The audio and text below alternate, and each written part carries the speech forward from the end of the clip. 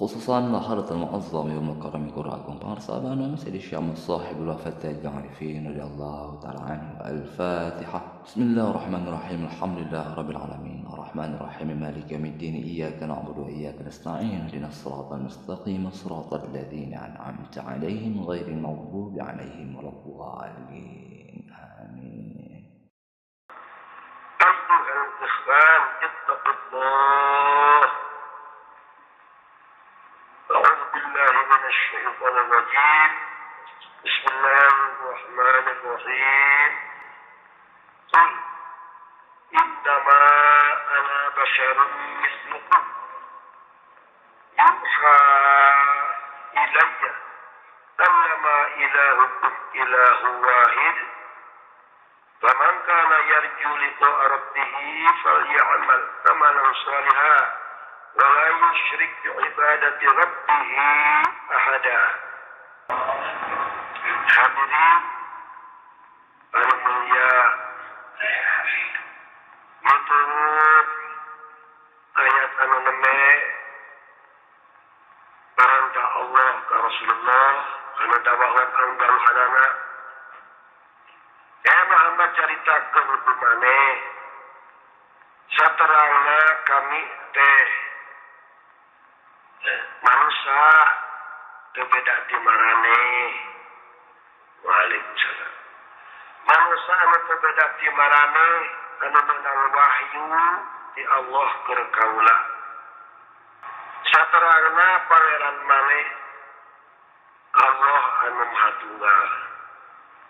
Kusabab kitu sing sajama anu hayang ditemu jeung rasa satya tunduk kana perintah Allah maka amal baik maneh sing jadi amal anu soleh dina segala gerakanana anu ulah dicampuran ku musyrik. Dawuhan Allah perintah ka Rasulullah nyatakeun yen Rasulullah teh manusia anu teu beda ti urang diperintahkeun ku Allah yen anjeunna teh manusia anu teu beda ti urang saarea ngaran teu beda teh penentuangna ngaleueutna ngangona jeung segala-galana rumah tangga naon dan bedana teh dipaparin wahyu terus kana urang atuh urang menyata pisan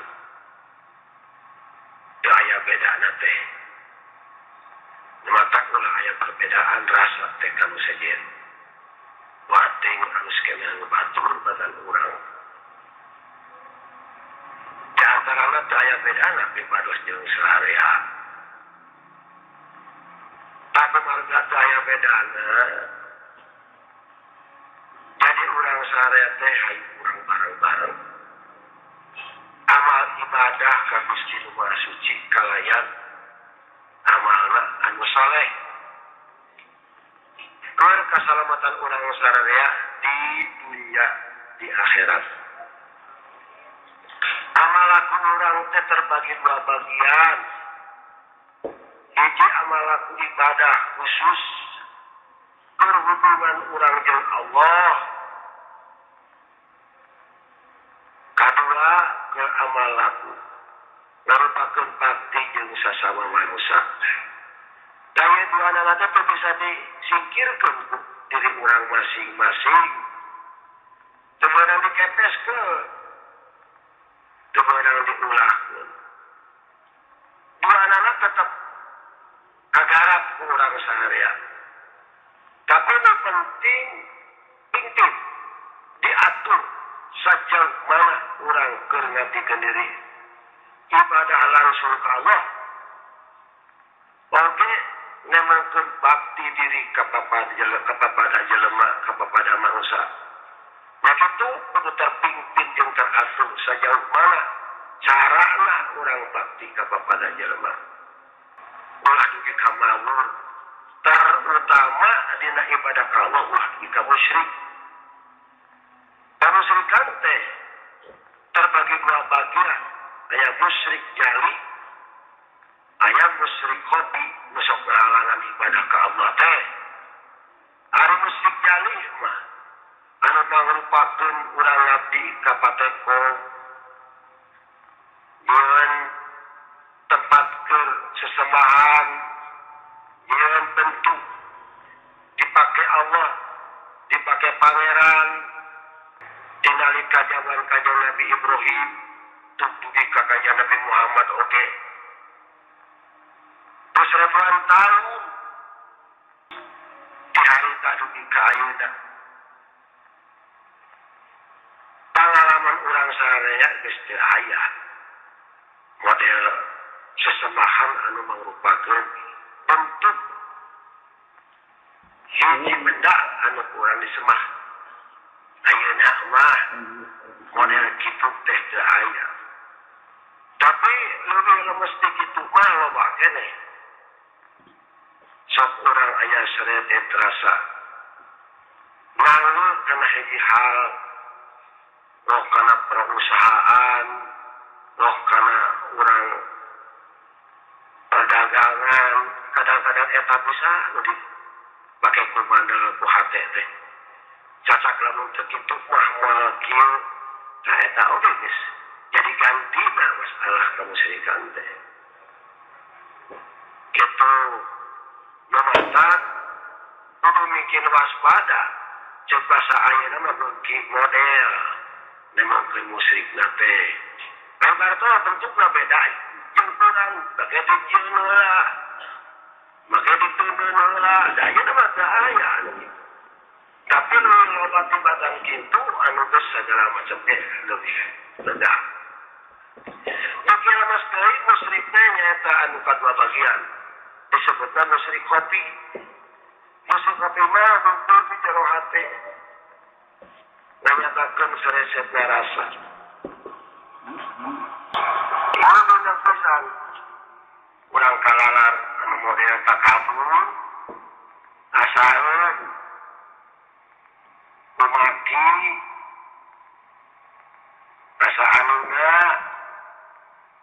dulu urang hayang dipuji, hayang diulu-ulu, eta ge kalebat musyrik khofi. Jadi musyrik teh ngaliankeun Allah artina. Tah secara resmi yang nya eta teh hiji sesembahan anu keur tanding pangeran. Tah secara resmi anu model hate teu sangaja, kadang-kadang teu sadar, tetep bae ngajadikeun musyrik. Hal ieu urang kedah dibasmi anu sakuat-kuatna. Sangkan beunaan kana dawuhan Allah fa ya'mal amalan sholihan wa la yusyrik ibadati rabbih ahada. Baik amal maraneh dina sagala tinggalanku, toh amal ibadah keur langsung ka Allah, toh amal ibadah keur ka papadanya mah, tapi ulah diselapan ku musyrik dirasakeun aya dengan Tuhan Allah. Gitu. Apa atuh supaya urang-urang jangan sangat ka musyrikan teh. Musyrik jahili anu sifatna terbentuk benda. Musyrik khofi anu saresepna teh memengbar tina cara katauhidan. Daya dari wati kudu dikir. Dikir digunakeun sing dugi bisa mancarkeun rasa anu tunggal. Ingatan teh ka sisi tadi kieu deui. Dika nyelesep dina jero hate, asap kana leupeut jantung, barat kana rasa. Tah itu disebutnya cek bahasa Arab usian setiap latifah. Arti latifah kolbi latifah rugi, terus kana latifah rasa, karasa saindeng-indeng.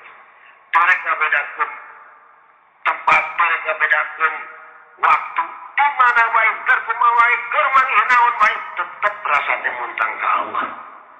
Tah eta teh ngilangkeun musyrik, musyrik jali, musyrik khofi. Ieu pisan anu keur bakal urang di mana urang rek amal perbuatan ibadah ka Allah, di mana urang rek amal bakti ngabdi kepada masyarakat di negara, Bakal petah tauhid anu tegal belas. خصوصا حضرة المعظم يوم الكرم قرأكم فأرسابنا مثل الشام الصاحب الوفاة العارفين رضي الله تعالى عنه. الفاتحة. بسم الله الرحمن الرحيم. الحمد لله رب العالمين الرحمن الرحيم مالك يوم الدين إياك نعبد وإياك نستعين اهدنا الصراط المستقيم صراط الذين أنعمت عليهم غير المغضوب عليهم ولا الضالين آمين.